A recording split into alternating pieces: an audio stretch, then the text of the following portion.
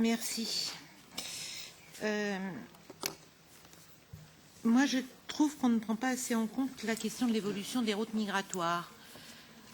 Nous écoutions en commission des affaires étrangères hier M. Villemont, qui prépare le sommet de la Valette, et qui nous rappelait, à juste titre, me semble-t-il, que quand les premières mesures ont été prises au mois d'avril, tout le monde était un peu obsédé était encore obsédé par la situation en Italie et la voie de passage Libye-Italie, sur lequel l'essentiel des passages était concentré l'année dernière.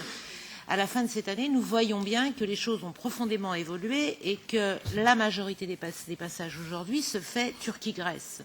Et moi, je ne peux pas m'empêcher de penser que la Turquie a un rôle en la matière et que tout ceci ne s'explique pas simplement par l'évolution de la situation en Syrie.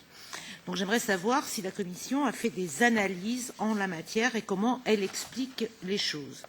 Le deuxième élément, c'est effectivement la situation des réfugiés après enregistrement. Moi, je crois qu'il y a effectivement des gens qui se précipitent pour se faire enregistrer sur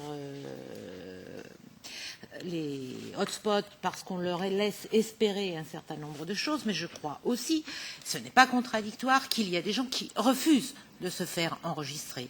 Et les hotspots, avec toutes les réserves déjà exprimées par les collègues de mon groupe, ne résoudront pas tout, nous le savons tous. Encore faut-il que ça ne crée pas, hotspot et ailleurs, des systèmes d'inégalité parce qu'on est de plus en plus confronté à une situation où il y a les bons réfugiés, les bons demandeurs d'asile, ceux qui viennent des pays éligibles et tous les autres qui sont de plus en plus considérés comme des mauvais migrants et même des mauvais migrants économiques. Donc j'aimerais qu'on ait un minimum d'assurance vis-à-vis de la question. Troisième chose, je vais réinsister sur la question de la clarification des financements. Frontex, certes, mais aussi le Fonds d'asile, migration, intégration, le Fonds de sécurité intérieure. On ne comprend plus rien à la façon dont les choses sont financées et les fonds fiduciaires ne viennent que rajouter en la matière. Petit exemple sur l'inadéquation des moyens, 800 millions sur Swart Border, 5 millions sur le sauvetage en mer. Je pense qu'effectivement, ce n'est pas très étonnant si nous avons toujours autant de morts en Méditerranée. Et dernièrement, je vais être très brève, vous avez parlé des procédures d'infraction et j'aimerais bien qu'on ait un petit peu de détails parce que moi, je suis préoccupée par la situation à Vintimille d'une part et à Calais d'autre part.